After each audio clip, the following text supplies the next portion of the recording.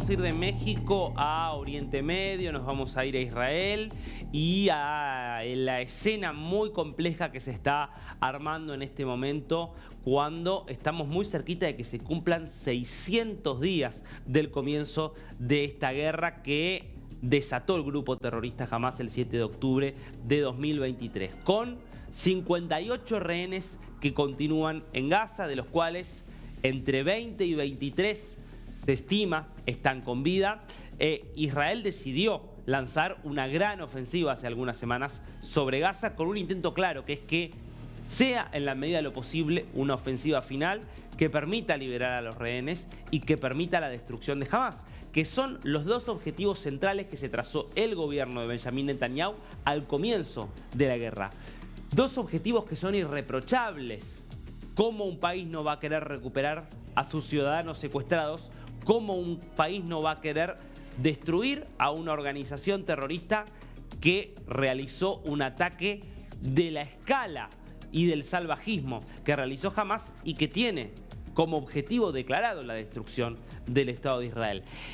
Sin embargo, como consecuencia de la estrategia propagandística de Hamás, frente a la cual son muy sensibles algunos gobiernos europeos, algunos gobiernos occidentales, el gobierno israelí está enfrentando cada vez más presión para detener su ofensiva contra el grupo terrorista Hamás en Gaza. Bueno, esto está siendo respondido de forma enérgica por el primer ministro Netanyahu, que ha respondido muy categóricamente a los gobiernos de Francia, Reino Unido y Canadá, que fueron los que protestaron de alguna manera contra la ofensiva que se está desarrollando en Gaza. Quiero que veamos primero lo que publicaba Emmanuel Macron, vocero de este grupo, y después vamos con la respuesta de Netanyahu. Esto es lo que planteaba Macron, insisto, ejerciendo aquí de vocero de no solo Francia, sino también del Reino Unido y de Canadá. Nos oponemos firmemente a la expansión de las operaciones militares de Israel en Gaza. El nivel de sufrimiento humano es intolerable. En lo que es la antesala de la conferencia del 18 de junio en Nueva York, todos debemos trabajar hacia la implementación de una solución de dos estados. De nuestra declaración conjunta con Francia, Reino Unido y Canadá sobre la situación en Gaza y en la franja, en Gaza y en Cisjordania. Y bueno, el link justamente a la declaración final que básicamente abunda sobre esta idea. Ahora vamos a ver la respuesta de Netanyahu, ¿no? Pero pongámonos un momento en la Segunda Guerra Mundial. Ustedes imagínense que a las potencias aliadas que estaban tratando de destruir al Tercer Reich, que estaban tratando de destruir a la Alemania nazi, como en su ofensiva por destruir a la Alemania nazi había víctimas alemanas. Murieron cientos de miles de civiles alemanes que no eran responsables de lo que había hecho Hitler y que sin embargo murieron porque es la dinámica de la guerra, sobre todo cuando se pelea contra poderes particularmente oscuros y brutales como eran en ese momento la Alemania nazi. Imagínense si en ese momento aparecían otros países que le decían a Francia, por ejemplo, o a la resistencia francesa, porque Francia había sido ocupada, a la resistencia francesa, o que le decían a Churchill en Reino Unido, o que le decían a Estados Unidos, a Roosevelt, no, detengan su ofensiva contra los nazis, deténganla porque están muriendo muchos alemanes. ¿A quién se le podría haber ocurrido que alguien le iba a plantear eso a las potencias aliadas? La amenaza que representaba Hitler, la amenaza que representaba la Alemania nazi para el mundo, para Europa, era tan grande que evidentemente lo único que cabía era luchar hasta el final, hasta la rendición de la Alemania nazi. Bueno, esta es la situación en la que está Israel.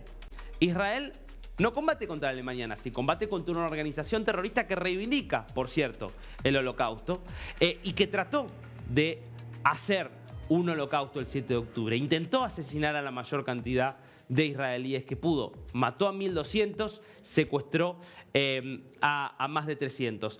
Ahora, fíjense ustedes cómo Israel sigue teniendo el mismo objetivo porque jamás continúa existiendo, continúa controlando parte de Gaza y continúa manteniendo rehenes. Insisto, 58 rehenes que van a cumplir 600 días en cautiverio en Gaza. Hamás se rehúsa a liberar a los rehenes y la condición que pone para liberar a los rehenes es que le permitan seguir controlando Gaza.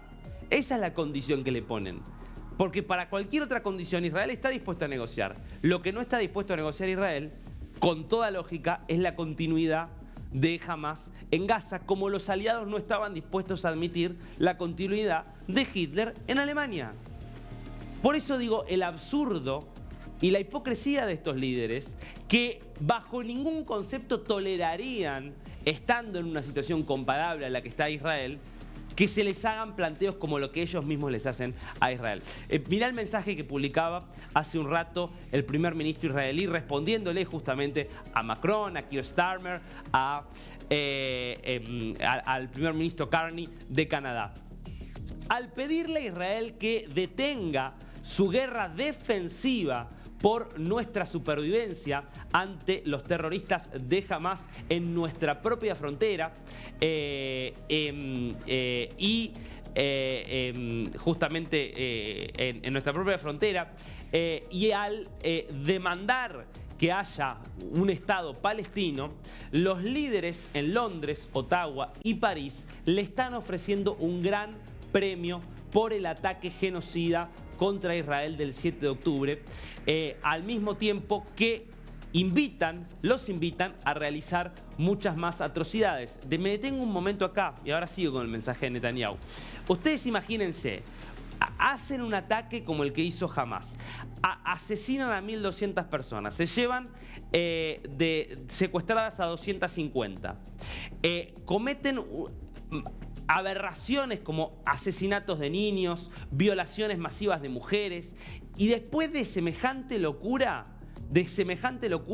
vienen y desde la ONU les permiten crear un Estado y les dejan a los que cometieron esa misma atrocidad ser parte de ese Estado que se creó. Es increíble, es como realmente una invitación a que otros como Hamás tomen ese liderazgo y hagan lo mismo, secuestren gente, asesinen gente, porque evidentemente eso es lo que funciona para que la comunidad internacional reaccione y te dé lo que estás pidiendo. Es un delirio, es parte de la confusión en la que están hoy los líderes europeos y es lo que se está viendo en las elecciones a lo largo de toda Europa, donde todos estos líderes están perdiendo justamente por el nivel de delirio de lo que plantean. Sigamos con el mensaje de Netanyahu en esta respuesta muy enérgica de Israel a los líderes de los países que han protestado. La guerra comenzó el 7 de octubre cuando terroristas palestinos nos asaltaron a través de nuestras fronteras, asesinaron a 1.200 personas inocentes y secuestraron a más de 250 inocentes en las catacumbas de Gaza.